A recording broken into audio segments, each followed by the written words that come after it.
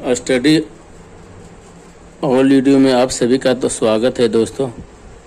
अभी हम एलसीएम ज्ञात करने की प्रमुख विधियों के बारे में जानेंगे, जिसमें दो होगा बेसिक विधि और एक होगा स्मार्ट ट्रिक। बेसिक विधि को आपके सामने बनाते हैं और देखिएगा दोस्तों।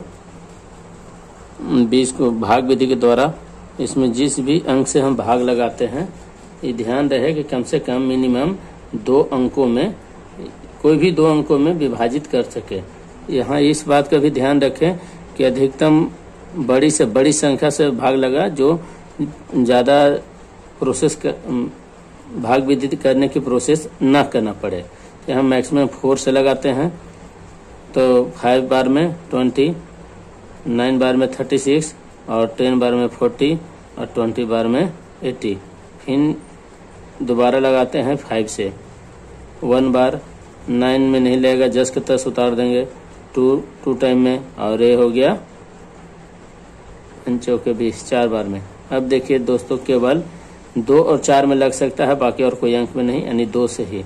1 का 1 छोड़ देंगे, 9 का 9 और 2 से 2 1 जा 2 और 2 से 2 दूनी के 4।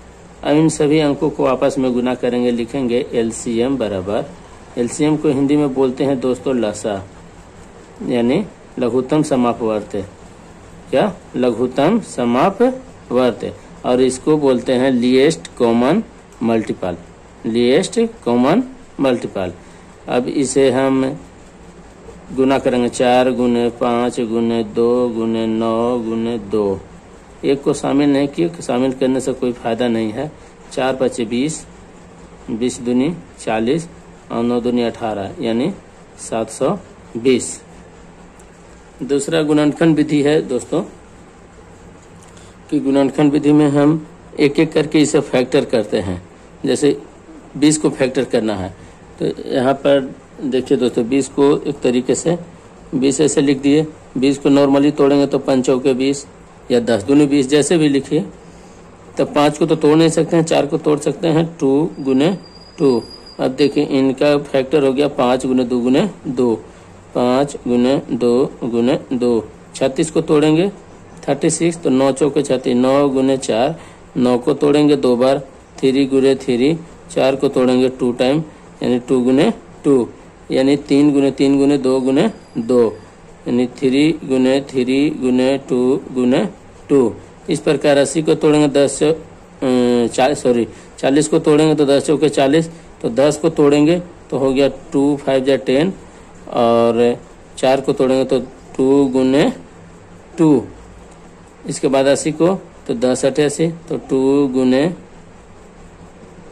5 10, और 8 को 2 गुने 2 गुने 2, जैसे भी तोड़ दीजिए। 8 पे 8 दें 80 कीजिए, 20 चौके 80 कीजिए, जैसे भी कीजिएगा। तो गुणनखंड इसी मैंने दोनों फैक्टर जो आएंगे उनको अलग अलग करके छोटे छोटे टुकड़ों में बांट दीजिए, ताकि फिर दोबारा उसका फैक्टर यानी उसका गुणनखंड न हो सके। अब इसमें 5 को लेते हैं तो हर एक लाइन में देखेंगे 5 की संख्या कितना है। इसमें 1 है, इसमें नहीं है, इसमें 1 है, इसमें 1 ही है। मतलब अधिकतम 5 की संख्या जिसमें जिस लाइन से भी हो, लेकिन अधिकतम जहां भी हो गया, यानी 5 की संख्या 2 हो जाता, 3 हो जाता, तो हम 2 और 3 को 2 या 3 टाइम 5 को लिखते। लेकिन यहाँ अधिकतम 1 ही है, तो एलसीएम बराबर 5 गुने। अब आती है 2 की बारी, तो इसमें 2 ही है, इसमें 2 संख्या है, इसमें 3 गो है और इसमें 4 है, यानी अधिकतम 4 वाले को लिखेंगे 2 गुने 2। उसके बाद और 3 क्या है, केवल एक ही में है, 3 गुने 3, 3 गुने 3। सभी को गुना करते हैं। 2 5 दूनी 10 दूनी 20 दूनी 40 दूनी 80, 8 9 72, 8 के 24, 24 दिए 72, यानी कितना आया 720। कितना आया दोस्तों 720। यहाँ भी एलसीएम 720 आया था, यहाँ भी एलसीएम 720 आया। अब एक स्मार्ट ट्रिक क्या है वो आपको बताते हैं। ये आपको परीक्षा, खास करके कंपटीशन के परीक्षा में समय बचाने का कार्य करेगा। इन सभी अंकों में सबसे पहले देखिए कि सबसे बड़ा अंक कौन था। सबसे माना 80 को ही आप एलसीएम का एक अंक मान लीजिए। तो 80 को पहले फैक्टर कीजिए।